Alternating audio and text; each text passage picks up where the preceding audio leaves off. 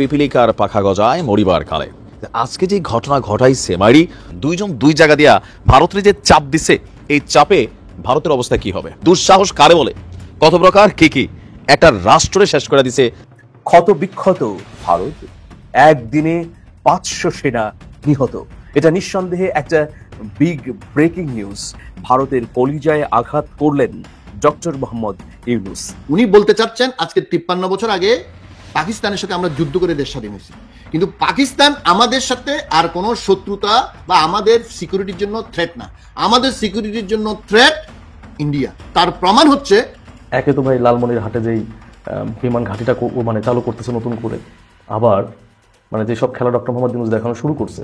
দেখেন, ডক্টর মোহাম্মদ ইউনূস অন্যান্য সেক্টরে বাংলাদেশে ব্যর্থ হইলেও আমার মনে হয় পররাষ্ট্রনীতি যে সেক্টরটা, এটাতে মেবি সফল হবে। কিছুতেই সুযোগ মিস করবেন না ডক্টর ইউনূস। সরকারের সিদ্ধান্ত ফাইনাল যে এই সরকার এই সুযোগ আর মিস করা যাবে না। সময়ের সুফল পাচ্ছে বাংলাদেশ, সময়ের সুফল পাচ্ছে বাংলাদেশের জনগণ। বাংলাদেশ সরকার ব্যাটে বলে মিলে যাচ্ছে, জনগণ খুশি উদযাপন করছে। এবার নরেন্দ্র মোদীর রাতের ঘুম হারাম হতে চলেছে।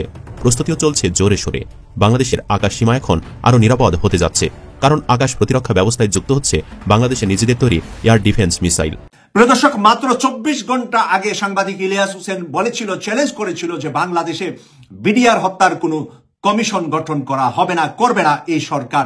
আসিফ নজরুল তা করতে দেবে না। প্রিয় দর্শক, সেই বিডিআর হত্যার আজকে একটি রায়। আসসালামু আলাইকুম প্রিয় দর্শক, যে সকল ভিডিও ফুটেজ গুলো দেখলেন, এতে করে নিশ্চয়ই বুঝতে পেরেছেন আজকের ভিডিওটা কতটা গুরুত্বপূর্ণ হতে চলেছে। তাই ভিডিওটি না টেনে সম্পূর্ণ ভিডিও দেখার আহ্বান করছি। কথা না বাড়িয়ে চলুন ভিডিওটি দেখতে থাকি। আর হ্যাঁ, আপনি যদি এই চ্যানেলে নতুন হয়ে থাকেন তাহলে চ্যানেলটি সাবস্ক্রাইব করে পাশে থাকা বেল আইকনটি অন করে দিন। আর যদি সাবস্ক্রাইব করে থাকেন তাহলে আপনাকে অসংখ্য ধন্যবাদ।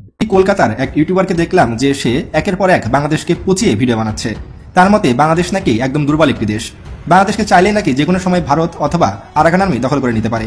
তার ভিডিওতে সে দেখাচ্ছে ভারত কখনো বাংলাদেশের চট্টগ্রাম দখল করে নিচ্ছে, কখনো রংপুর দখল করে নিচ্ছে, কখনো সিলেট দখল করে নিচ্ছে। এবং তাদের দাবি যে তাদের হাতে যে রাফেল যুদ্ধবিমানগুলো রয়েছে সেগুলো নাকি পৃথিবীর সবচেয়ে শক্তিশালী যুদ্ধবিমান, এবং বাংলাদেশের কাছে যে যুদ্ধবিমানগুলো রয়েছে সেগুলো দিয়ে নাকি পিছন দিয়ে কালো ধোঁয়া বের হয়, আরো নানা রকম কথা। বাংলাদেশে নাকি কোনো রকম অস্ত্রশস্ত্রই নেই।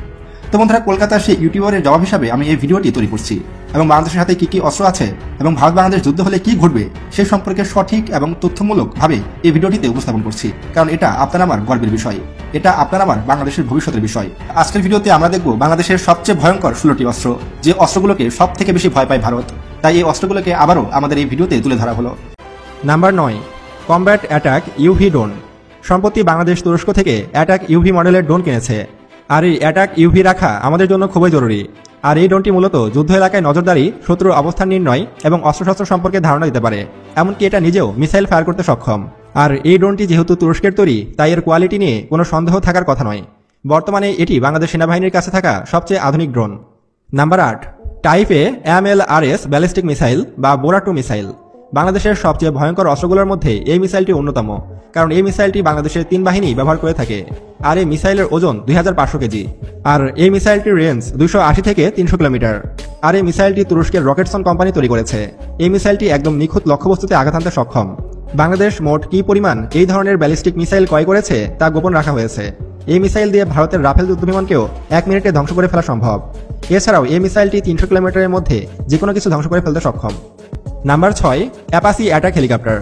বাংলাদেশ বিমান বাহিনী ইতিমধ্যে জানিয়েছে তারা 8টি অ্যাপাসি হেলিকপ্টার অর্ডার করেছে। তবে অ্যাপাসি নাম শুনে অনেকে ভাবতে পারে অ্যাপাসি মোটরসাইকেল, তবে এটি কোনো মোটরসাইকেল না, এটি একটি অ্যাটাক হেলিকপ্টার। তবে যাই হোক, এই হেলিকপ্টারটি মূলত একটি যুদ্ধ হেলিকপ্টার। অ্যাপাচি হেলিকপ্টারটি মূলত তার ইউনিক ফিচার্স এবং অ্যাটাকিং ক্যাপাবিলিটির জন্য বিশ্ববিখ্যাত। আর যুদ্ধক্ষেত্রে অ্যাপাচি হেলিকপ্টার একাই যথেষ্ট। যুদ্ধক্ষেত্রে একটা হেলিকপ্টার কতটা ভয়ঙ্কর হতে পারে তা এই হেলিকপ্টারটিকে না দেখলে বোঝাই যেত না। এই হেলিকপ্টারটি ব্যালিস্টিক মিসাইলও ফায়ার করতে পারে। শত্রুপক্ষের যুদ্ধ ট্যাঙ্ক ও সাবমেরিনকে মুহূর্তের মধ্যে ছাই বানিয়ে ফেলতে পারে এই হেলিকপ্টারটি। আর এই অ্যাটাক হেলিকপ্টারগুলো আমেরিকার তৈরি, তাই এর কোয়ালিটি নিয়ে কোনো প্রশ্ন থাকার কথা নয়। এই হেলিকপ্টারগুলো বাংলাদেশে চলে এলে মায়ানমার সেনাবাহিনী বাংলাদেশের দিকে চোখ তুলে তাকানোর সাহস পাবে না। Number 5, BNS Bangabandhu. যখন এই ফ্রিগেটটি বাংলাদেশে প্রথম যুক্ত হয় তখন এটি ছিল দক্ষিণ এশিয়ার সবচেয়ে সেরা ফ্রিগেট। এত শক্তিশালী ফ্রিগেট তখন ভারত পাকিস্তানের কাছেও ছিল না। এতে রয়েছে 8টি জাহাজ বিধ্বংসী মিসাইল, যা 280 কিলোমিটার দূরের যে কোনো বস্তুতে আঘাত আনতে সক্ষম। বিমান ধ্বংসকারী হিসাবে এতে রয়েছে মিডিয়াম রেঞ্জের 8টি FM-19 মিসাইল, যা 15 কিলোমিটার উপর দিয়ে উড়ে যাওয়া যে কোনো বস্তুকে একদম নিখুঁতভাবে আঘাত আনতে সক্ষম। এছাড়াও বিএনএস বঙ্গবন্ধু একটি অ্যাটাক হেলিকপ্টারও বহন করতে সক্ষম। এই হেলিকপ্টারটি জাহাজ বিধ্বংসী ক্ষেপণাস্ত্র ও টর্পেডো বহনে সক্ষম। আর বিএনএস বঙ্গবন্ধু কখনো একা চলে না, এর আশেপাশে অনেকগুলো যুদ্ধজাহাজ ও আকাশে বিমান বাহিনীর MiG-29 এবং পানির নিচে সাবমেরিন বহর নিয়ে চলাচল করে থাকে। তাহলে আপনি বুঝতেই পেরেছেন এই বিএনএস বঙ্গবন্ধু কতটা ভয়ঙ্কর শত্রুদের জন্য। আর এই যুদ্ধজাহাজের কারণেই ভারত বা মিয়ানমারের কোনো যুদ্ধজাহাজ বঙ্গোপসাগরে ঢোকার সাহস পায় না। নাম্বার 4, Yak-130 যুদ্ধবিমান। এই যুদ্ধবিমানটি এমন এক যুদ্ধবিমান যা শুধুমাত্র রাশিয়া এবং বাংলাদেশ ব্যবহার করে থাকে। এই Yak-130 যুদ্ধবিমানটি মায়ানমার, ভারত এমনকি পাকিস্তানের কাছেও নেই, কারণ এটি বাংলাদেশের সাথে রাশিয়ার বন্ধুত্বের একটি প্রতীক। এই যুদ্ধবিমানটি ট্রেনিংয়ের জন্য তৈরি করা হলেও যুদ্ধের সময় লাইট ফাইটার জেট হিসাবে ব্যবহার করা যাবে। আর সবচেয়ে অবাক করা বিষয়টি হলো যুদ্ধবিমানটি খুব ছোট রানওয়ে থেকেও উড্ডয়ন করা সম্ভব। এই যুদ্ধবিমানটির ওজন 7250 কেজি এবং এর গতি প্রতি ঘন্টায় 1000 কিলোমিটার। এই যুদ্ধবিমানটি 3000 কেজি পিলেলোড বহনে সক্ষম। বিমান বাহিনীতে 9 ধরনের মিসাইল ও 2টি মেশিনগান রয়েছে। 2 পাখার নিচে 3টি করে 6টি বিমান বিধ্বংসী মিসাইল রয়েছে। বিমানটি চালানোর জন্য 2 জন পাইলটের প্রয়োজন পড়ে, আর পাইলটের সেফটির জন্য বিমানটিতে সব ধরনের সেফটি ব্যবস্থা রাখা হয়েছে। বাংলাদেশে মোট 16টি Yak-130 মডেলের যুদ্ধবিমান রয়েছে। এই যুদ্ধবিমানটি মিয়ানমারের কাছে এক প্রকার দুঃস্বপ্নের মতো। Number 3, Ming class submarine. ভারত ও মিয়ানমারের কাছে বড় একটা হুমকি। বর্তমানে বাংলাদেশ নৌবাহিনীর কাছে মোট 2টি সাবমেরিন রয়েছে, যা চীনের কাছ থেকে কেনা হয়েছে। আরও 4টি সাবমেরিন খুব দ্রুতই যুক্ত হবে বাংলাদেশ নৌবাহিনীতে। অনেকে বলাবলি করে বাংলাদেশের সাবমেরিনগুলো অনেক পুরনো মুড়ির টিন। আসলে তাদের সাবমেরিন সম্পর্কে কোনো জ্ঞানই নেই। বাংলাদেশ সাবমেরিনগুলোকে নিজের প্রয়োজন মতো আপগ্রেড করে নিয়েছে। আর এই এক একটি সাবমেরিন 36টি জাহাজ বিধ্বংসী মিসাইল বহন করতে সক্ষম। এর এক একটি রেঞ্জ প্রায় 15 কিলোমিটার। এই সাবমেরিনটি দিয়ে চাইলেই 15 কিলোমিটার দূরে থেকেই মিয়ানমারের পুরো জাহাজ বহরকেই ধ্বংস করে ফেলা সম্ভব। এছাড়াও এই সাবমেরিন দিয়ে 32টি নেভাল মাইন বসানো সম্ভব, যার দ্বারা ফাঁদ পেতে মিয়ানমারের সকল যুদ্ধজাহাজকে ধ্বংস করে ফেলা সম্ভব। এসব ছাড়াও মিয়ানমারের কাছে এখনও এমন কোনো অস্ত্র নেই যা দিয়ে মিয়ানমার পানির নিচে ডুবে থাকা এই সাবমেরিনটিকে ধ্বংস করতে পারে। তবে মিয়ানমারও রিসেন্টলি একটি সাবমেরিন কিনেছে ভারত থেকে, যেটি 60 থেকে 70 বছরের পুরনো সাবমেরিন। Number 2, MiG-29। বাংলাদেশের আরেকটি ভয়ঙ্কর যুদ্ধবিমান হচ্ছে চতুর্থ প্রজন্মের MiG-29। বাংলাদেশের কাছে মোট 8টি MiG-29 যুদ্ধবিমান রয়েছে। এই যুদ্ধবিমানগুলো ভারত ও মিয়ানমারের কাছেও রয়েছে। তবে পার্থক্য হচ্ছে বাংলাদেশের MiG-29 গুলো বেলারুশ থেকে আপগ্রেড করে আনা হয়েছে। তাই বাংলাদেশি MiG-29 গুলো ভারত এবং মিয়ানমারের MiG-29 এর চেয়ে বেশ শক্তিশালী। এই যুদ্ধবিমানটি তৈরি করেছে রাশিয়া। MiG-29 সম্পর্কে আপনারা অনেক কিছু জানেন, তাই 1 নম্বরে যাওয়া যাক। নাম্বার 1, রাফেল যুদ্ধবিমান। বন্ধুরা, ফোর্সেস গোল্ড 2030-এর অধীনে বাংলাদেশ বিমান বাহিনী 16টি রাফেল যুদ্ধবিমান কিনতে চলেছে। আমাদের প্রতিবেশী ভারতও রাফেল যুদ্ধবিমানটি কিনেছে। আর রাফেল যুদ্ধবিমান বর্তমান সময়ের সবচেয়ে ভয়ঙ্কর যুদ্ধবিমান। এই যুদ্ধবিমানটি তৈরি করেছে ফ্রান্স। বাংলাদেশ এই যুদ্ধবিমানটি হাতে পেয়ে গেলে মিয়ানমারের বুকে কাঁপন ধরে যাবে। যে অতিরঞ্জিত কোনো কিছুই ভালো না। আবার ধরেন অসময়ে যদি কোনো কর্মকাণ্ড করেন, এমনটা যেটা সময়ে হয়তো আপনি করলে এটা হজম করার ছিল, তো অসময়ে কাজটা আপনার জন্য অনেক ধরনের ঝামেলার কারণ হয়ে যাবে। গেল কয়েকদিন যাবত, বিশেষ করে গতকালকে রাত্র থেকে বা গেল কয়েকদিন যাবত আমরা ধরতে পারি বিভিন্ন জায়গায় আওয়ামী লীগের নেতাকর্মীরা যেভাবে একত্রিত হচ্ছে, ছাত্রলীগ যুবলীগ যে ধরনের অ্যাকশনে যাচ্ছে, তো এই সকল কিছু মিলিয়ে একটা হ্যাডেক তো তৈরি হচ্ছে সরকারের জন্য। আর দিন শেষে এতদিন বিষয়টা এরকম প্রকাশ্যে খোলামেলা ঘোষণায় না আসলেও আজকে আমাদের এই অন্তর্বর্তী সরকারের একজন খুবই গুরুত্বপূর্ণ ব্লুটুথ ড্যাশিং উপদেষ্টা আসিফ, প্রচণ্ড ঘাটতারা কিন্তু বোঝাই যায়। তো আসিফ আজকে যেই ঘোষণা দিয়েছে, আওয়ামী লীগের নেতাকর্মী যে যেখানে আছেন আপাতত ভাগার চেষ্টা করেন, যদি সীমান্ত খোলা পান ভারতে চলে যান, পরিস্থিতি খুবই খারাপের দিকেই যাবে, আমরা এমনটাই আশা করছি। স্থানীয় সরকার উপদেষ্টা আসিফ বলছেন গ্রেপ্তার অভিযান আরও কিভাবে জোরদার করা যায় সেই বিষয়ে আলোচনা করা হচ্ছে এবং এর রেজাল্টটা জনগণ খুব দ্রুতই দেখতে পাবে।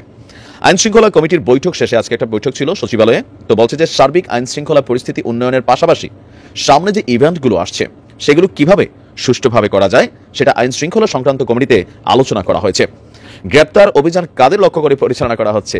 আসিফের সোজা সাপটা বক্তব্য, বিগত ফ্যাসিস্ট সরকারের যারা বাইরে আছেন, ইভেন নানানভাবে উস্কানি দেওয়ার চেষ্টা করছেন, পাশাপাশি যে কোনো প্রোগ্রাম সমাবেশকে সাফল্যমণ্ডিত করার জন্য অর্থনৈতিকভাবে ফান্ডিং করছেন এবং মিছিল করার চেষ্টা করছেন, তাদেরকে গ্রেপ্তার করা হবে। এছাড়াও সারা বাংলাদেশের বিভিন্ন জায়গায় এই যে অস্থিতিশীল একটা পরিবেশ তৈরি হয়েছে, সেই পরিবেশটাকে ব্যালেন্স করার জন্য আইন শৃঙ্খলা বাহিনীর অভিযান আরও ব্যাপক আকারে পরিচালিত হবে। এখন এই ঘটনাগুলো আসলে হঠাৎ করে কেন আসলো? আপনি দেখেন যে গেল 10 থেকে 15 দিন বিশেষ করে আওয়ামী লীগের বিভিন্ন পেজ থেকে বিভিন্ন রকম বক্তব্য বা পোস্ট, এগুলা থেকেই কিন্তু সরকার কোথাও না কোথাও একটু হার্ড লাইনে যাওয়ার চেষ্টা করছে। দেখেন অনেকে থাকে কি যে দীর্ঘদিন ক্ষমতার কেন্দ্র থাকার পরে এক ধরনের মরিচা পড়ে যায়।